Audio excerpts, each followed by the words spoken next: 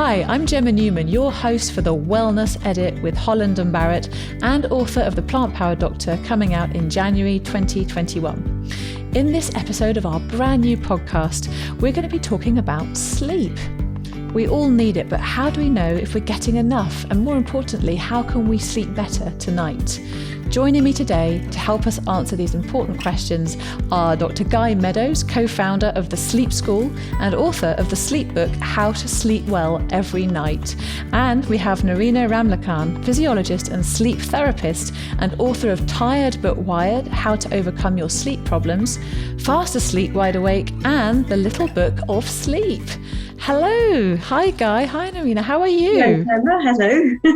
It's so good to have you here with me today. And I'm really excited to talk about this topic, which is something I think that we all need to know a lot more about. So I guess we should just get started. And I'm going to ask both of you, but I'll start with Nerina. Why is it that sleep is so important? Yeah, well, Gemma, I've been helping people to sleep for over 25 years, as well as working on my own sleep for many decades, and I refuse to give my age away. But so my work with well people who can't sleep, as well as 10 years in psychiatry, has certainly led me to believe that, sleep is so important for our health on so many levels, physically, mentally, emotionally, and spiritually, I believe. I think it gives us our joie de vivre, our ability to wake up in the morning and feel happy and inspired. And when we're not getting good sleep, it starts to erode our health. And it can affect us, our ability to focus, to concentrate. It affects the quality of our relationships. It affects our physical health as well. It's incredibly important. There's a reason why nature has designed us to spend a third of our lives sleeping, I believe. Yeah, absolutely. And I think at the moment we're really living through a time that's unprecedented in history in terms of the amount of sleep that we're getting, or should I say the lack of it. What about you, Guy? What do you think is so important about sleep, and why? Why is it so important for us? Well, I think, as Nerina just pointed out, it affects pretty much every aspect of our daily lives, whether that be our mental, emotional and physical health. But I really love drilling into that idea that we spend a third of our lives sleeping, because if you sort of work out the numbers, that is, that's 27 and a half years for the average, so the average life expectancy in the UK is about 80 years. So that means 27 years of our life will be dedicated to sleep. Now, the average person only spends 11 years of their life working. So it suddenly tells us that, sleep is fundamental. It's incredible. It's what makes us brilliant during the day. So, yeah, obviously I've been working in sleep for 20 years and, I would say I'm a big advocate of it and making sure that people can get the most of it. Wow, that's so interesting. What led you to this passion in sleep? Why did you suddenly feel drawn to it 20 years ago? Well, that's quite a sort of a random story. I will shorten it down into, I was very interested in lack of oxygen on the brain, and I was doing a lot of research sort of up mountains, looking at sort of acute mountain sickness and, sort of how to acclimatize people to hypoxia. And I realized I wanted to do something more clinical, and at the time, I'd heard that people at Imperial College were interested in the same sort of area of brain blood flow as I was, except they were working in sleep, and specifically in an area, a disorder called sleep apnea, and where people stop breathing at night. And that's basically was my route in. Wow, how interesting. And Nerina, I've got to ask you the question now. You mentioned your history in psychiatry. Has that been something that kind of brought you to sleep, or what was the main passion for you, that driving you in this direction? Not being able to sleep myself. Right. Yes. As a baby, I was being taken, my mother in desperation was taking me from one doctor to the next because I couldn't sleep. And that continued through to my 30s. And in my 30s, I got very ill and ended up being hospitalized.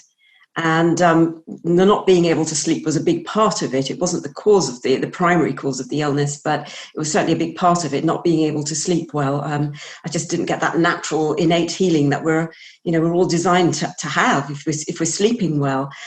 And it was kind of magical the way it happened, because I never set out to be a sleep expert. For my doctorate, I studied at a very sort of cellular level what happens in the brain when we're sleeping or not sleeping. But I wasn't really aiming to become a sleep expert working with real life human beings. But I ended up in the city in Moorgate working with professional, lawyers, bankers, professional services firms. A lot of them couldn't sleep. This was, when technology landed on the scene. So while I started healing my sleep problems, I started being given opportunities to talk to other people about their sleep problems, and then ended up being headhunted to work at this clinic, and realizing that I really did have something to say about sleep. So I was I was guided in this direction. I didn't really look for it to happen, but I'm definitely passionate about helping people to sleep well. Yes, I think sometimes that happens, when there's a certain passion and you have that experience, it's just wonderful to be able to use it. And I think it's certainly a way of sharing that compassionate approach with other people.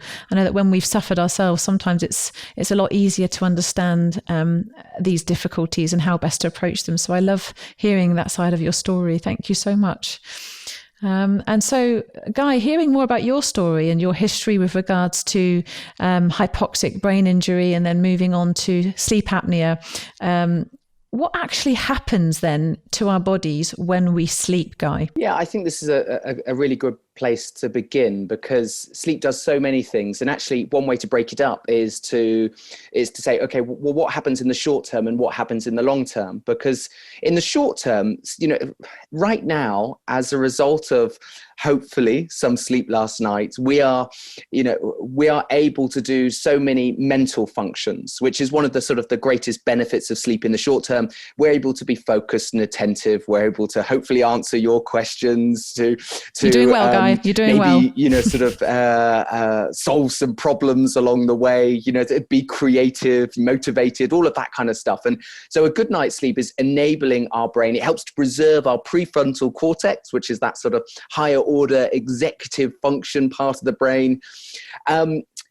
And then another really important thing that it does in the short term is it also helps to balance out our moods as well. So we all know that, if you don't get a good night's sleep, we can be a little bit more grumpy and irritable, for example.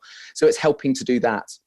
But then in the long term, that's what's, we're now beginning to understand more and more of. And certainly over the last couple of decades, we've discovered that, it's helping to keep our hearts healthy. It's helping to lower our blood pressure. It's helping to manage our appetites. So yeah, it's kind of, it not only helps us on a daily basis to be focused and attentive and perform, but also in that long term as well. And I think also it's really important to note, you mentioned long-term health. Tell me a bit more about the research around sleep and dementia. Yeah, so I think this is a really lovely area where, again, it's sort of unfolded over the last decade, where some research came out where they discovered the glymphatic system, whereby we have these small channels which open up in the brain during the nighttime, and they are flushing out the neurotoxins. So these chemicals that are building up just as a product of doing, again, what we're doing right now, just, sort of thinking, etc., being. And some of these toxins, like the beta amyloid proteins, for example, gained a lot of traction because we know that beta amyloid plaques increase our risk of Alzheimer's. And so it appeared that a degradation of these systems as we got older could be responsible for increasing our risk of Alzheimer's. And so sleep seems to play this really crucial role in helping our brain every single night to sort of clear itself, to wash itself of toxins that build up during the day. That's really interesting. I remember reading about Margaret Thatcher and Ronald Reagan, good friends that they were, both eschewing sleep, saying, I'll sleep when I'm dead. And they would both revel in being able to stay up at night and work, and only having about 4 hours sleep is the anecdote, at least. That's just me sort of remembering it from the top of my head, but it does really cause me to reflect on, that real world example of how we almost disrespect the idea of sleep. It's considered to be perhaps lazy or wasting our time, when in actual fact it's as you have both pointed out, serving a really important physiological function.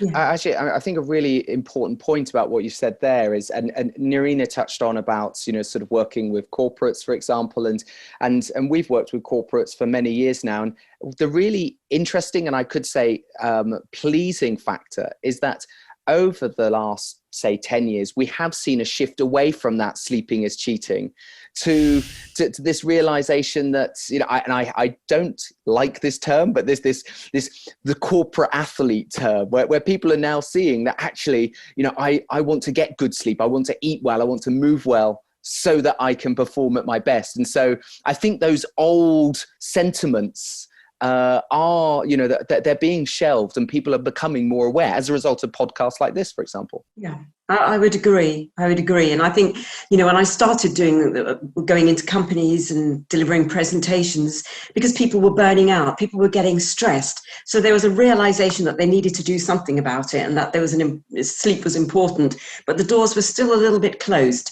And, but as Guy has said, absolutely, particularly in the last few years, the doors are opening. And now in the pandemic, it's definitely changed in a slightly parasitic way. I've probably never been busier in terms of delivering mental health presentations, but sleep sessions as well online. But I also think that, and one of the things that I'm very keen to put out there as well in my work, and I do it all the time, I did it in a recent TEDx as well, is that we need to think about not just what we're doing at night when we go to bed, but we need to think about building recovery into the day and building rest into the day. In fact, my TEDx is called Come to Work and Rest, because we cannot just rely, on 7 or 8 hours of sleep and this amazing process that takes place in the brain and the body. It is magical, this thing that we spend a third of our lives doing, but we also need to look at our waking hours as well. And I believe that one of the reasons the sleep industry has just, it's huge, is because we've become so restless as a society that we think it's all going to be we're going to sort it all out if we go to bed at night and sleep. And actually, it doesn't matter how, your blackout blinds, the thread count of your sheets, how amazing your bed is and your lovely candles.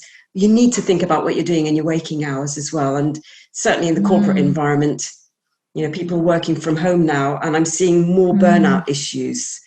It is about sleep, but it's not just about sleep. Really good point, well made, Nerina. I really like that you've brought that up, because it's not only the fact that we are essentially often starving ourselves from sleep, but it's also the inability of us to be able to switch off. And I imagine, as you said, when people are working more from home, they're constantly thinking about work, looking at emails, looking at messages, responding to tasks, and it then becomes something that's never ending. Whereas even up until the 1990s, you could very clearly leave work at work and go home, and there was a very different mindset. So that's a really important point to consider. And you also talked about the fact that during the pandemic, if anything, you've just been busier than ever.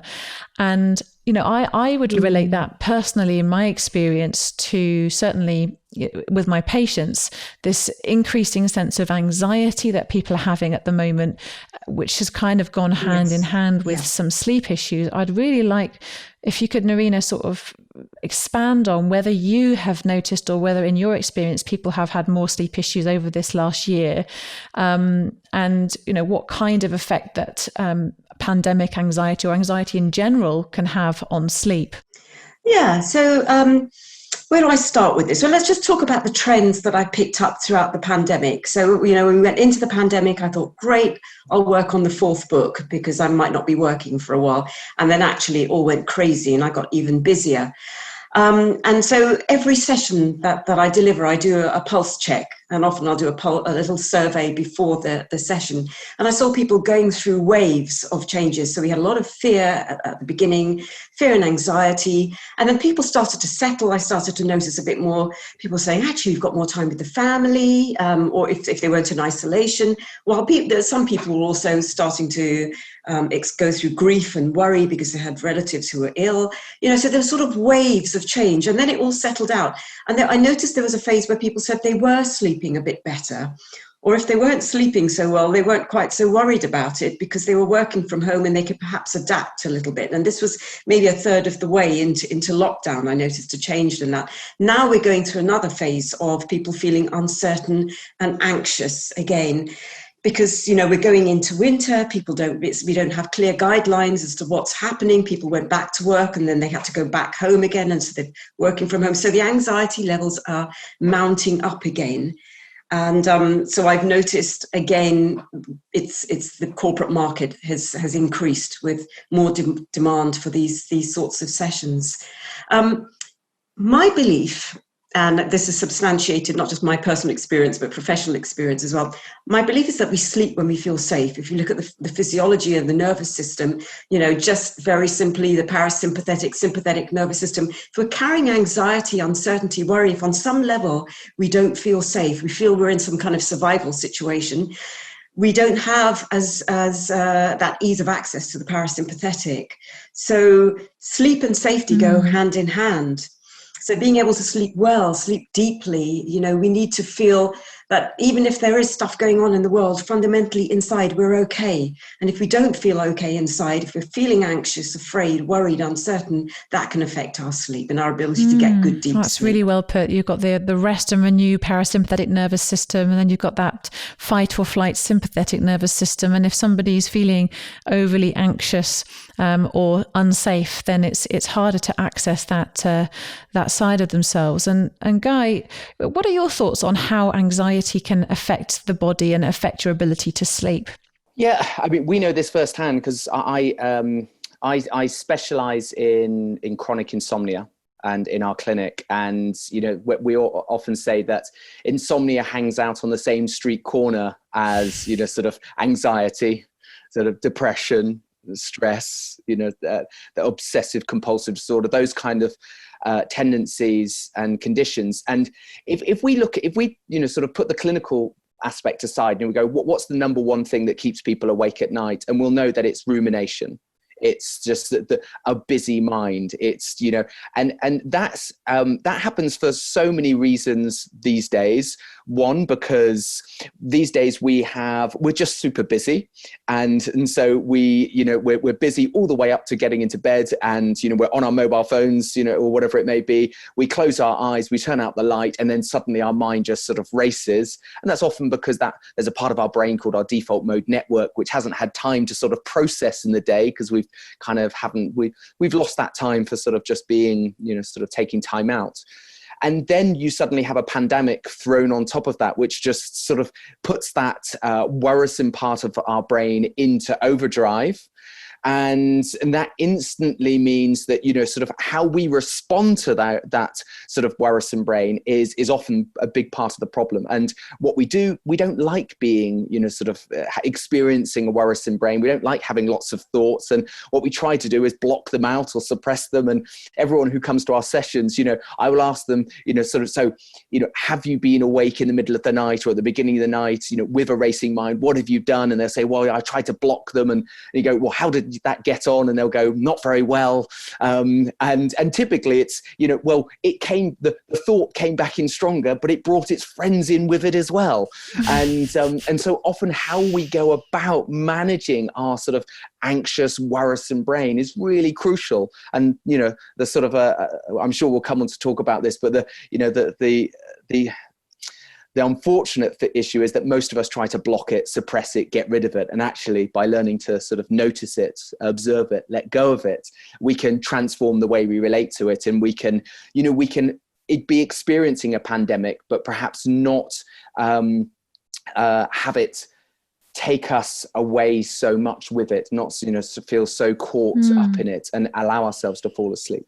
I really like the way that you've put that, Guy. Relax, observe, be aware, and suppression clearly does not lead to the best night's sleep, because then those thoughts just keep popping up in the middle of the night when you really want to be asleep. So I really like the way that you've integrated that, and I think that that's also key to a lot of philosophical approaches to health in general, mindfulness and meditation. Although I imagine some people would find it quite hard to start a meditation practice when they've got this racing mind. I guess we could come on to that in a moment. But I just find it fascinating that what you've said is actually, it's not just about trying to think of ways to help you fall asleep at the end of the day. It's the things that you do throughout the day, and it's the things that you feel throughout the day that can actually have some of the biggest impacts on sleep. So that's been a really useful thing that you both have actually brought today for us to talk about. So I really like that. And we've also, earlier in the discussion, we talked about some of the side effects you might start feeling if you're not getting enough sleep. Some people will feel, as you say, unable to concentrate, grumpy, brain fog. Is there anything else that you think people could experience as a result of not getting enough sleep, Guy? Well, one that's always fascinated me, and I think is, so definitely more in your realm, is the impact of poor sleep on our appetite. And it's always been, and I do this with, we run lots of sort of workshops, etc. And we'll always ask people, if you've had a poor night of sleep, what happens to your appetite? And, the majority of people say, yes, it increases. And sadly, it's not increasing for a salad. It's increasing for the stuff that we don't want to be eating, those sort of sugary, sweet, carbohydrate based snacks and chocolate, all the stuff which we really, want to eat, but is not particularly good for us. And that's, and so that's fascinated me because, and it is that, disruption of your two appetite hormones, leptin and ghrelin. So we get, an increase in ghrelin making us want to eat more, and a reduction in leptin sort of suppressing our satiety. So that's one of the fascinating ones, but also our mood as well. I think, and I certainly know this, if I have a poor night of sleep, I am, more irritable and more sort of short-tempered and grumpy. Yeah. Absolutely. And as you say about craving, nobody's going to be craving a broccoli salad when they've had a poor night's sleep, are they? It's the same sort of thing. And Nerina, it would be really good to hear from you. We talked about how important this is and how it can affect us when we don't get enough. How do you feel people differ between each other and how much sleep they need? Is it that everybody needs to have a certain amount, or do different people have different amounts that they need? You can Google sleep amounts, and people talk about, 7 or 8 hours of sleep a night, and that's definitely a good number to hit for. But I think one of the things I love about doing the work that I do is exploring everyone's unique relationship with sleep. And I think we are all unique.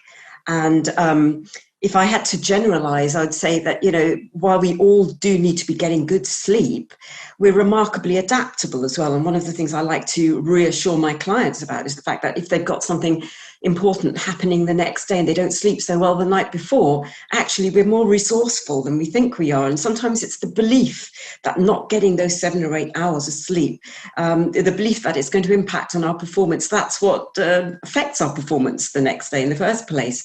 So we're more resourceful than we believe. Some people do need more sleep than others. And I have studied a little bit of the ancient sciences, Ayurveda, traditional Chinese medicine. When, we don't have to talk about that necessarily on this call, but when you go into some of those sciences, even you look at the different types of physiology, there are some people who genuinely need more sleep than others. Now, if I have a bad night's sleep, I'm actually great the next. I'm fine the next day. I used to run marathons all the time. I used to be a triathlete, and I, often wouldn't sleep that well before a marathon, but I'd be absolutely fine. I'd do sometimes a PB the next day. But if it keeps going on and on and on, then it can start to have an impact on our health. So what I encourage my clients to do is to start listening more deeply to how they feel. Start paying attention to your Achilles heels, if you like. So you talked about symptoms. We all have a thing that happens when we get run down, whether it's the cold sores or the throat things or the more colds or, migraines or whatever. Pay attention to what happens to you when you feel you're not getting enough sleep. And that's the thing that's probably going to pop up. And then you'll start to become more attuned to how much sleep you really do need.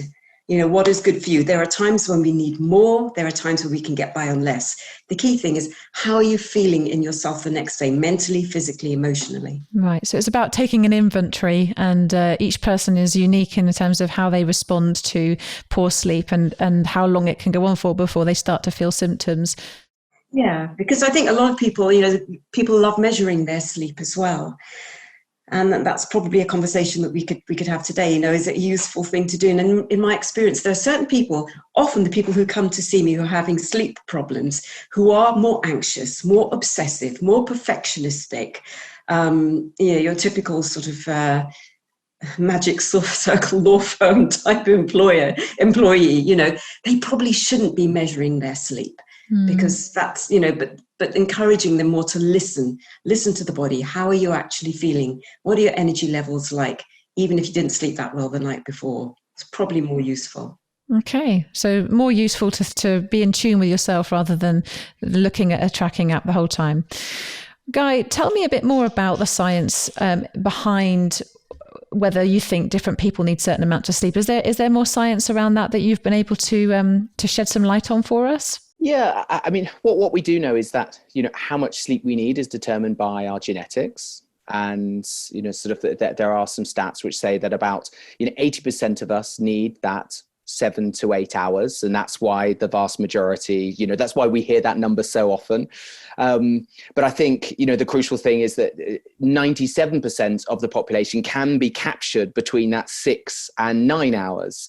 And as Nerina is saying, you know, that just, it means there is this individual variation. And we do know that some people have a, you know, sort of a rare genetic mutation, which means they need only as little as 4 hours. But, you know, they are incredibly rare. And I very much doubt they're in the numbers that we often see, you know, certain individuals who are in the media saying, yes, I only need 4 hours, etc. Like you were talking about Margaret Thatcher, I think there's a lot of bravado, you know, still around that sort of number. But I think the crucial thing is, as Nerina was sort of touching on there, is you know, a lot of people go, how do I know how much sleep is the right amount for me? And a really easy way to measure that is just to say, well, did I wake up feeling refreshed this morning? You know, sort of, and you don't need a sort of a genetic test to be able to sort of go, well, did I wake up feeling refreshed? Yes, I did. Great. So I'm probably getting the right amount of hours for me right now. If I didn't, well, then was that because I cut my sleep short? Perhaps I was staying up a bit later watching Netflix, or perhaps I couldn't actually get to sleep because I was worrying. Or is it because the quality of the sleep was reduced? And that comes back to our point about what you do during the day can influence how you sleep well at night. And it might be some of those daytime lifestyle factors which could be reducing the quality of our sleep. So ultimately, it's about getting, you know, sort of trying to get the right amount of sleep roughly for you every single day. Fabulous. And so that brings me on to another question. Is there really such a thing as night owls? Or is that just people wanting to stay up later and getting into a habit of doing so and therefore wanting to wake up later? Is that a thing in your experience, or is there some genetic basis to that in some people? Yeah, absolutely. I mean, we certainly do know that the study of sleep timing is what we call your chronotype. And according to the research, we have evening people and we have morning people, and then we have daytime people, and about 70% of us are sort of daytime. So we are very much sort of anchored in that, let's say 10:30 going to bed to, you know, sort of sleeping 10:30 till 6:30. Some of us might be a little bit more advanced in our sleep phase. So we'll be the go to bed a little bit earlier, get up a little earlier, and some of us might be more delayed. I think one of the real challenges with this particular topic is we do know, certainly when it comes to the evening types, is that modern lifestyles can really influence it. And so with so many of us on our social media, you know, sort of, or, you know, just basically on some sort of light emitting device later at night, that can exaggerate that owl-like or evening type tendency. And actually, they did a lovely piece of research where they took people and they followed them in their lit up city life. And then they took them to the sort of Canadian Rockies, I think it was, and they monitored them. They controlled the light levels, basically. So they were only allowed firelight and sunlight. And what they found very quickly within 5 days, that those owl and lark tendencies, the gap between them narrowed considerably. So yes, they do exist, but they're probably pronounced by or amplified by the way we live our lives. Right. So it's probably far less of us than we would imagine that are night owls, in fact. And what I'm interested in, you've both alluded to the fact that we can have quite severe impacts when we don't sleep. Why is it then that some people seem to be worse off than others without sleep, Nerina? Is there sort of a reason for that? Is that just genes in your experience, or is there stress, or is it something else going on as well? Well, as Guy said, there are some genetic influences as well in terms of our relationship with sleep. But there's also, I adopt with my work a very holistic approach. And I say sleep is only one way in which, we get energy. It's a very important aspect of our health and our well-being and our energy levels.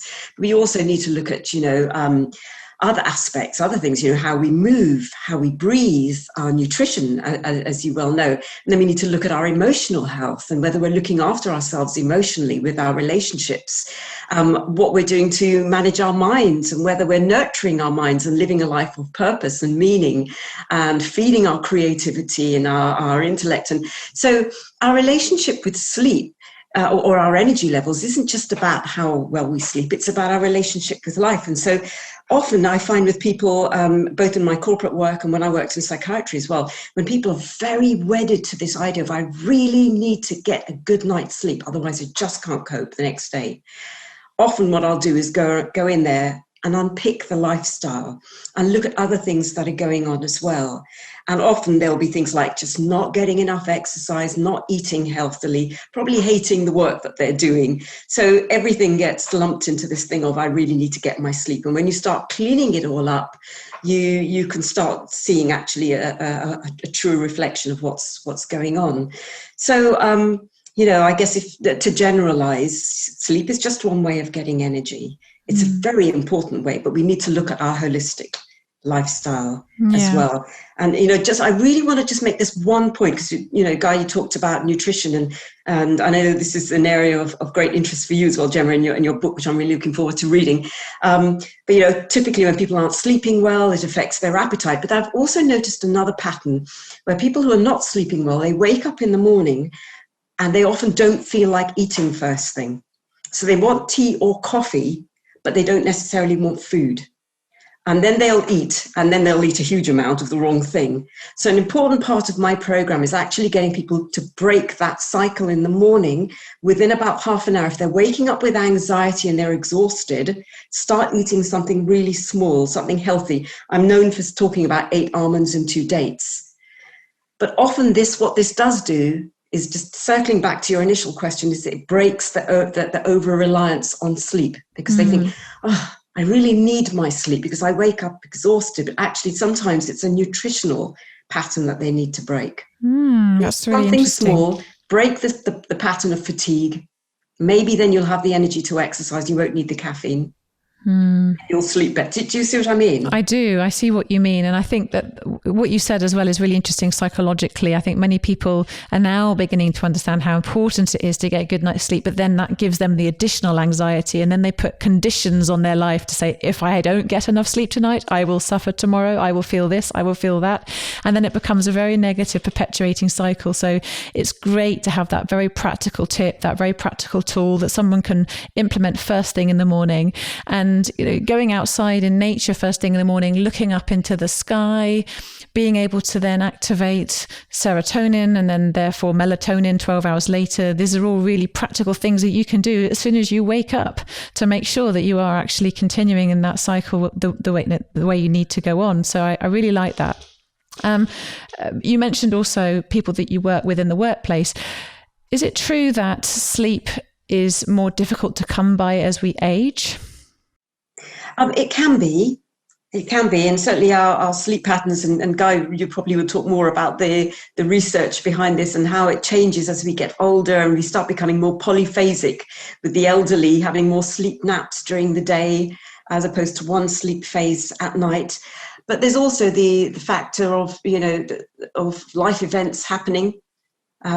Because often I work with women who are suffering sleep problems going through their menopause, and they'll think it's all about the hormones, and there are hormonal changes, of course, but typically they'll be in those years, sandwich years as they're called, where you've got elderly parents, you've got children growing up and teenagers and all that sort of thing going on. So you've got all these life events which can really impact on sleep. And then you've trying to take your career forward at the same time, as well as the aging physiology. So our sleep can change as we get older. But my philosophy is that we just need to it really is about, I believe, a deeper sense of self-care and responsibility for ourselves, and listening more deeply to what is it that I now need. I'm no longer in my 30s or my 40s. What is it that I now need to look after myself so that I can be as well rested as I want to be. And I just personally, I gave up marathon running in my 40s, realized that in my 50s it probably wasn't the best thing for me. And I adapt my exercise, I adapt my nutrition, I adapt my caffeine intake. So I think our physiology changes. Right, absolutely. And Guy, I'm sure you would be able to give us a little bit more information about what happens as we age. When we come into our 50s, 60s, 70s, 80s, what are our sleep needs and how can we best adapt to them? Well, I think Nerina's covered a lot of really good points there around some of the factors which are happening in our lifestyles, and we certainly see that within our insomnia clinic, especially around that sort of a menopausal time. It's a really challenging period, not just because of the sort of the actual physiology, but because of the life situation. But also, certainly as the decades increase, what we generally see is an increase in sleep disturbing medical conditions. Sort of more physical discomfort and pain, arthritis, etc. And that will cause sleep disturbance. We might also see increased need for the toilet during the night, etc. So it's and this is always a question: do old people, do we need less sleep as we get older, or is it just the fact that it becomes harder? There was some research also which came out quite recently, a couple of years ago, which said that as we age, galanin, one of the inhibitory neurotransmitters, which is responsible for helping sleep, that seems to be sort of less as we get older as well. So it's kind of a mix of physiological factors are meaning we need perhaps less sleep, but also it's just harder to get it as well. But as I think the way we live our lifestyles, and Nerina pointed out, as we get a bit older, suddenly we might start to sleep more during the day, which reduces our drive to sleep at night.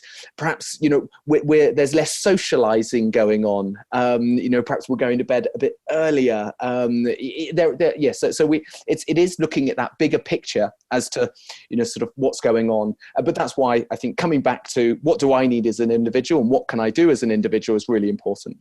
Brilliant. And as you've mentioned, if you are in pain, being able to deal with that in a very effective way will help. If you are having issues with your urinary continence, being able to deal with that will also help your sleep pattern. So they're all connected, aren't they? They are. So this brings me on to thinking about myths and misconceptions around sleep. And I'd love to actually get both of your feedback on what you feel people have really got wrong about sleep and that you'd like to correct them on. So we've talked a little bit about that. I know you said that, you've mentioned that it really is important to take a holistic approach, but is there anything that's commonly thought of that you often like to say to people, actually, hang on, this is the reality that we're dealing with? So let's start with Nerina for that one. Yeah. The myth about it, I shouldn't be waking up during the night. That's one that I'm often having to debunk and reassure people that, oh, okay, so you woke up at some point between 2 and 4 in the morning. Well done, you're normal. So, there is even some research that shows that we're kind of biphasic. We sleep and then we wake up in the early hours, check the cave is safe, decide whether it's safe to go back to sleep. But people really worry about waking up during the night. So I spend a lot of time reassuring them it's normal. What isn't normal is to then look at your phone, check the time, check the share prices, just dive into your social media. All of that stops you getting back to sleep. So it's reassuring them about that. I think another myth is that I can play catch up. If I go to bed really late, I'll just sleep in and make up the sleep. And I think, the old fashioned adage about sleep before midnight, I think there is definitely something in that. Like there's a reason why all of the levels of neurotransmitters, neuropeptides change as the light levels drop below about 20 lux, is it? Or 40 lux? I've just gone out of my head. As the light levels drop, our biochemistry, our physiology says it's ideal to get to bed before midnight. but they're seeing so many people who are delaying their sleep phase. And what I see is it starts to present more burnout. So I think, playing catch up over time, going to bed later, waking up later is not helpful for your health. Brilliant. I think the inflexible belief that we absolutely need to get 7 or 8 hours of sleep, otherwise I will not cope the next day, is not helpful. And we've talked about that already as well. Yeah, that we have. I like that you've brought up the fact that people think that they can just catch up on the weekend, and that being actually incorrect. Am I right in saying that actually it's far more important physiologically to have a routine that you aim to stick to, regardless of whether it's the weekend or a weekday? Is that right, Guy? Absolutely. It's, regularity is kind of like the number one, I would say, piece of health advice that I could give, sort of keeping our internal body clock on time, as in going to bed and getting up at the same time, eating at roughly the same time, exposing yourself to light at the same time, moving the same time. That is just, it's a gift for our internal biological systems. And actually coming back round to, I think Nerina was talking about what happened when the pandemic first hit. One of the reasons why I think there was so much disruption in those first few months, first few weeks, was because our everyday routines got knocked out of cycle. Suddenly, most of us weren't commuting. And then for good measure, we threw in a clock change as well. If that wasn't worse and bad enough, and then so suddenly people started shifting their bedtimes and their meal times, etc. So I think, but then things settled down a bit because they managed to get a little bit more of a routine. So yeah, coming back to your question, routine, if you can go to bed and get up at roughly the same time every single day, that's going to be better. And so, you talked a little bit earlier, Nerina, about how you're not really sure that sleep apps are the way forward because people can become maybe obsessed with looking at the numbers and worry that they won't sleep. Is there any kind of benefit to using a sleep aid, Guy?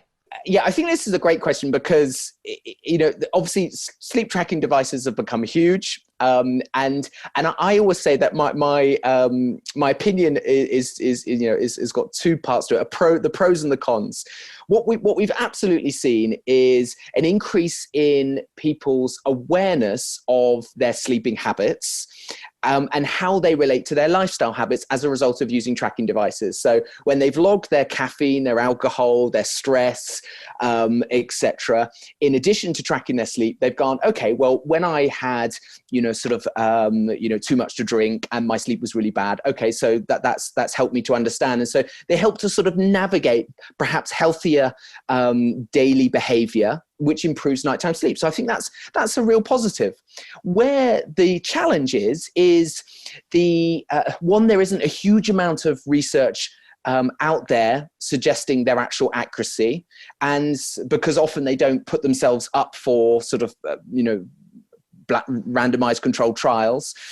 We often don't know what the actual algorithm that they're using is actually measuring. And then when they have actually put themselves up for sort of measurement against, say, full polysomnography, then it's actually come out, it shows they're actually not that accurate. They're not clinical grade. And as Nerina touched on, what we now have a new sleep disorder, orthoinsomnia, where, sort of obsessive, increased sleep anxiety as a result of obsessive tracking. So right. It's, I'm exactly the same as Nerina here in as much as, use them, enjoy them, treat them as a little bit of fun. But if you feel that you're becoming, sort of obsessed by it, and it's the first thing you do in the morning, the last thing you do at night, perhaps you need a little holiday from your tracking device. Oh, I love that. Holiday from your tracking device. I think we could all probably do with a little bit of a holiday from our devices, couldn't we? Yeah. Okay. Now, this is where we get to the real nitty gritty. This is the bit I've been looking forward to asking you both about. I need to ask you your top tips for sleep. Now, we have touched on this already. We've touched on things like the importance of avoiding alcohol as a nightcap, the importance of that caffeine can play, the importance of holistic approaches. But what would your top tips, Nerina, be for somebody that was struggling? Obviously, it's an individual thing, but what would your top things be to say to anyone who was really struggling with their sleep? Okay, if they're really struggling, I start with, my books, all of my books talk about this particular method that I use, which is I start with the 5, I call it the non-negotiables, which sounds a little bit bullying, but Anyway, we won't go into the history of why I call it non-negotiables, but these are the 5 things that can really make a difference to people's sleep.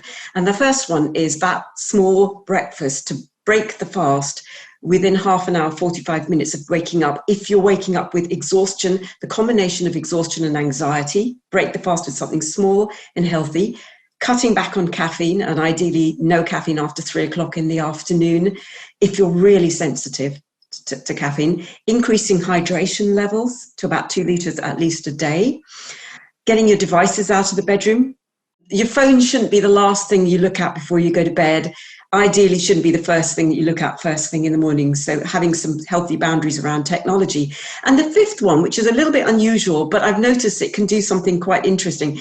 The 5th one is planning some early, if you're especially if you're a night owl, you don't like going to bed, you've got some bad habits, making a date to go to bed earlier, 3 or 4 nights a week. You don't have to be asleep, but off electronic devices, doing something that it could be meditation or journaling or a gratitude practice, but doing something restful and uplifting. So preparing your body, training your body to rest. These 5 things change my client's relationship. It resets the nervous system, and then we can start to work deeper. So this is someone who's really struggling. Doing this for about 10 to 14 days, really, I start to notice results with their energy levels and their relationship with sleep. And then we go deeper with the real work, which is what is it that's really causing the anxiety, the uncertainty. And then we get into positive psychology, into gratitude work, looking at the negativity bias of the brain and getting people to soak in nature, to do exercises, compassion exercises, kindness exercises, journaling. That's where we're getting into the deep work. But those 5 things, those are the things that I usually start with if someone's struggling. Yeah. And if they're on sleeping tablets and we're trying to wean them off. Those are absolutely fantastic tips. And I was thinking about what you said with regard to spending the time, making sure you decide to yourself, I'm going to go to bed earlier this night. I'm going to do something for me. Is it helpful to write down the things that you're worried about before you sleep? Absolutely. And Guy talked, beautifully about the mind, the overthinking mind. And of course, tired but wired, that people get so frazzled in the brain, and it can be so difficult to stop that. But if you can just offload before you go to bed, write in a journal, then it makes it easier if you do then start doing things like, I teach a lot of breathwork practices as well, and somatic practices to get back into the body. But if you haven't unloaded your mind before you go to bed, it's very difficult to distract yourself from those thoughts, as Guy said. So offload your mind, even if it's something like, you're thinking about, I've got 10 million things to do tomorrow, get up and write a list, then get into bed. And then notice that the breathwork practice will help to distract you, Fantastic. But yeah, absolutely. Thanks, Nerina. That's really useful. And Guy, moving on to you, some of this stuff perhaps Nerina has already covered, but are there any fantastic top tips that you can give to our listeners to help them sleep better tonight? Absolutely. So I think obviously Nerina's ticked off some of the really important ones there, just to build on that. We've already mentioned it before, but it's so important. Going to bed and getting up at the same time every single day. It is kind of, super basic. It's probably the most boring, but it's the most powerful. Also, another one, and this is, I think I often say I've got two hats. I kind of have the general public hat and I have a clinical hat. And so this is very much for the general public hat, where we know that 75% of the UK population aren't reaching their biological sleep needs. So for those groups, it's about making sleep a priority. It's about realizing this is an incredibly powerful health providing, performance enhancing tool that we can, or behavior that we can do every single day. So ring fence it, make it a priority in your life, sort of have one less Netflix episode or whatever it may be. Just see if you can, if you don't sort of believe me, then go, okay, I'm going to do it for a couple of weeks. I'm going to give myself 15 minutes, 30 minutes more sleep for a couple of weeks and see how I feel. So your general public hat says focus on sleep, and your clinical hat says don't stress about sleep. Exactly. So here's the clinical side to that is the tagline in my book is good sleepers do nothing. And this is because if you ask a good sleeper what they do to sleep, they'll tell you they do nothing. If you ask an insomniac, they'll give you a list as long as their arm. And so what happens is suddenly when you're really struggling with sleep, that controlling part of your brain kicks in and it goes, right, I'm going to make my bedroom perfect. And so, they've got the best bedrooms, they've got the best diets, and what's happening is they're lying in bed going, well, I ran a marathon today, I've done some meditation, I've done my gratitudes, and I'm still wide awake. What's wrong with me? And so this is where we've pioneered the use of acceptance and commitment therapy, which is a sort of a newer form of CBT, cognitive behavior therapy, which basically teaches people to transform the way they relate to sleep. So rather than trying to, rather than trying to control your sleep and force yourself to sleep, it's about having this more relaxed attitude towards it. Because the paradox is that when you allow it to be there, and you can use all the tools such as mindfulness, for example, to be in the present moment, to rest in bed, to accept your thoughts and feelings that are showing up. And so you change the relationship with all of that. Well, then you create the internal space, both mentally, physically, emotionally, from which sleep can naturally emerge. And it connects to what Nerina mentioned perfectly, was it basically switches off that fight or flight. It tells the brain, I am safe. And when the brain knows that you're safe, then, well, lo and behold, you're allowed to sleep. Is it advisable if you're waking up and you're starting to feel yourself anxious and you're starting to think, I've been awake for 5 minutes, I've been awake for 10 minutes, I've been awake for 15 minutes. Is it the right thing to do to leave the bedroom, or should you stay in the bedroom and keep trying to sleep? I'm smiling because this is a very good question. Nerina and I might have differing opinions on this. So certainly traditional advice is there's something called the quarter hour rule, which if you've been awake for sort of 15, 20 minutes, get out of bed and go and do something else. And I actually, through the use of traditional CBTI, cognitive behavior therapy for insomnia, I actually disagree with it. And the reason for it is that the rationale behind that is you don't want to be lying in bed struggling.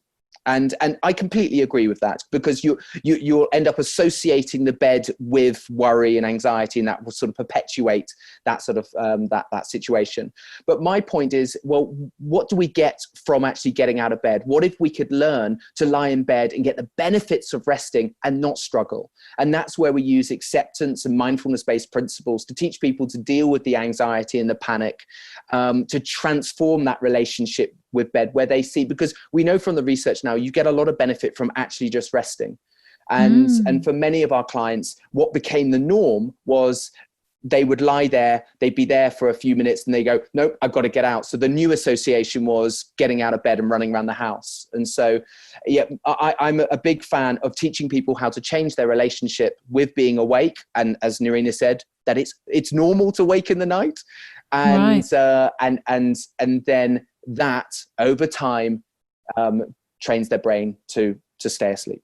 And can I just say, I completely agree with you. Okay. This is exactly what I say. Absolutely. I thought we were going to disagree. I thought you were going to say the opposite. Absolutely. And you know, I work with my clients to do exactly as Guy has said, is to become more comfortable with resting and actually realizing they might be more asleep than they actually think they are. Even in that restful half awake sleep, and teaching them techniques that help them to just drop down and be more restful, whether it's through breathing or a little bit of visualization. I teach a meditation called I Love My Left Foot, and it helps them. It helps people to fall asleep all the time because it's so boring. Is it something that you can share with us, or will our listeners fall asleep? Go on, let's just have a little practice of it, can we? Okay, it's go on. Really simple. So you do something. So you need an internal voice, which is one of those really irritating yoga voices, yoga teacher voices in Bali, that sort of thing. But you're going to do it for yourself. Okay. Sorry. But you're lying there at night and you don't check the time. So that's the other thing, not checking the time. You know that you are awake. You now know it's normal to wake up. You close your eyes, go to the loo if you need to go to the loo. You come back, you close your eyes, and then you just simply you repeat silently, I love my left foot. I love my left big toe. Your eyes aren't closed, but I'm hoping you're doing this mentally at least.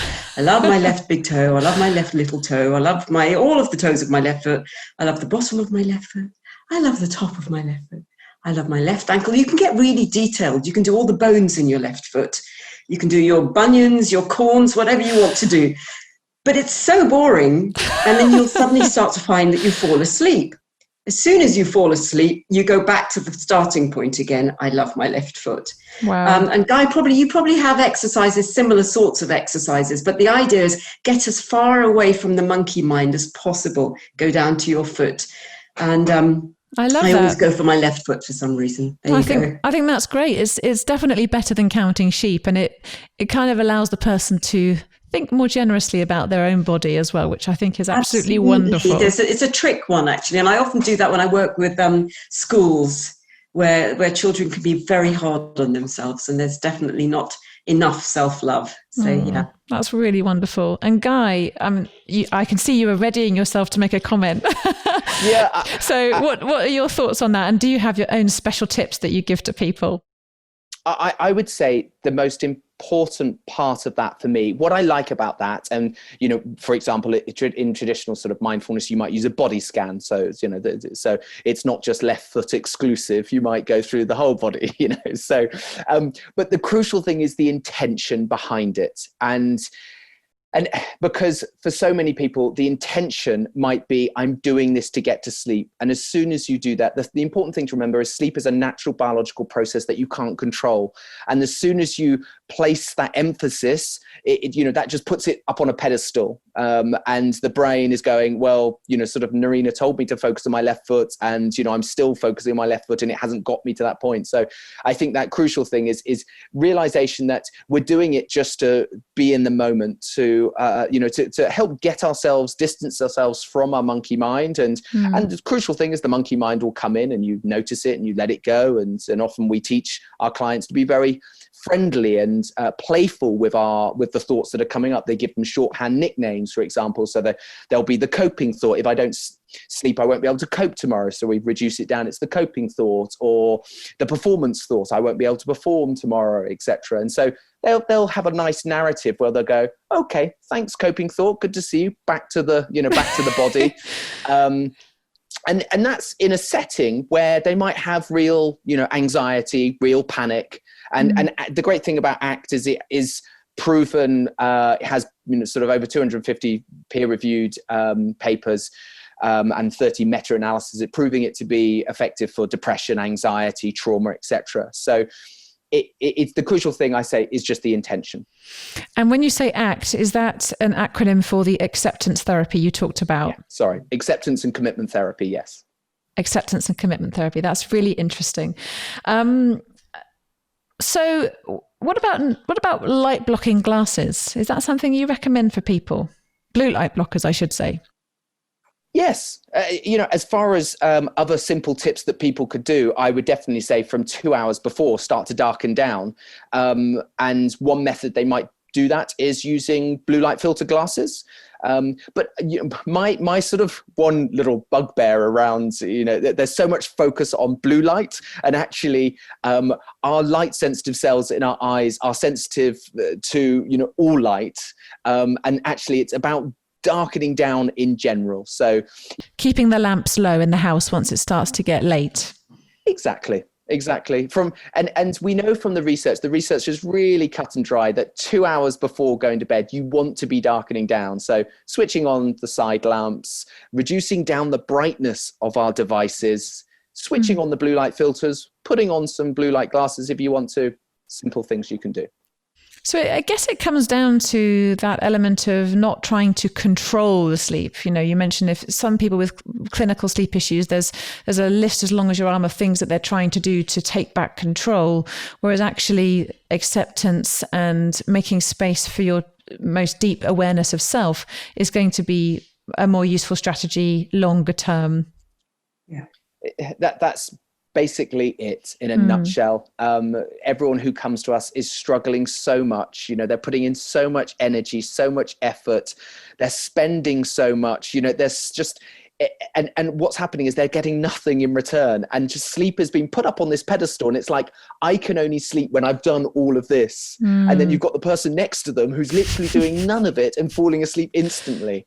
Yeah. So it is about, the first phase of our program is to discover everything that you could be doing that could be getting in the way of your sleep. And a lot of it's the things which you've brought in as a result of that just natural human desire to want to control, which is wonderful in everyday life. We're great problem solvers, but as I said, sleep is a natural biological process that we can't control. And so it's learning to accept wakefulness often removes the obstacles in the way of sleep.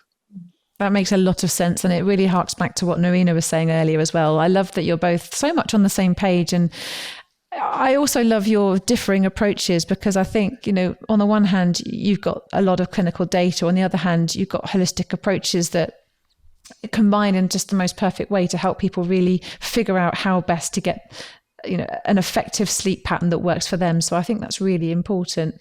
And Nerina, what do you think some of the positives are for people? Like when you're starting to work with people and they're seeing real benefits, how do they notice it in their lives, and what positives have they managed to achieve once they've improved with their sleep? That's such a lovely question, Gemma. Thank you for asking that. I call this in my second book, Fast Asleep, Wide Awake, I call this the real work. Capital R, capital W. So often when people come to see me and they're not sleeping and they're really obsessing, understandably, about their inability to sleep and their exhaustion, and then we do the cleanup on it, and we use all these tools and techniques and all of this sort of thing, and they start sleeping better and feeling better.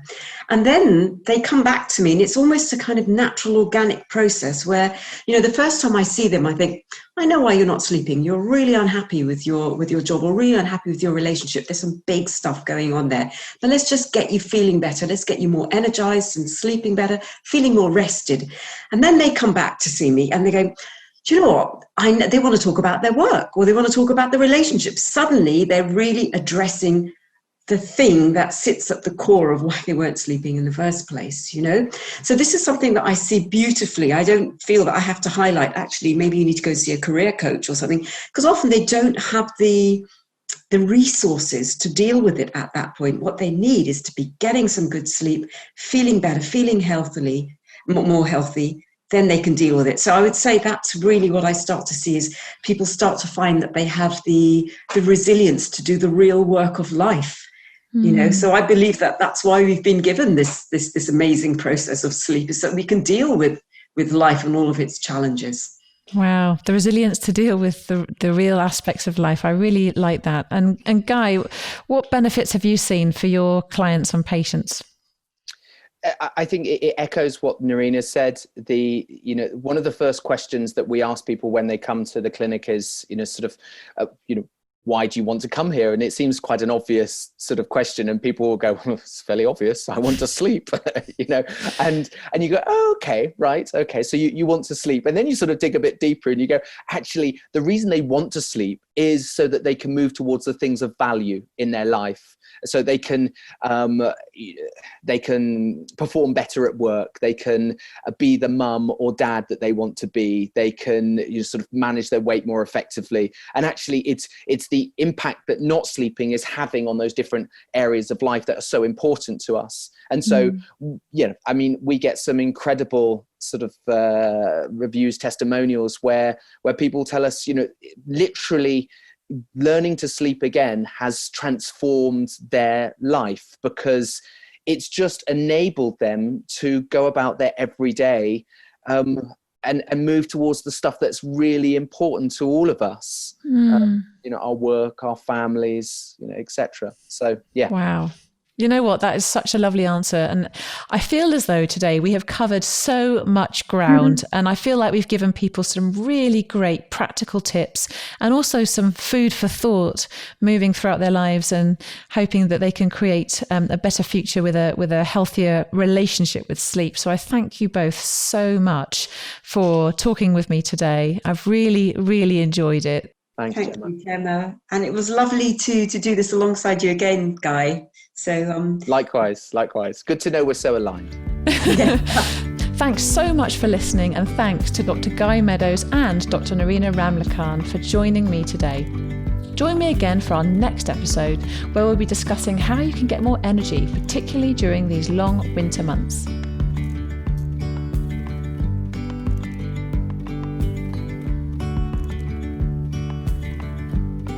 For more health and wellness advice, visit the Health Hub at hollandandbarrett.com. All views are those of our guests and not Holland and Barrett unless explicitly stated otherwise.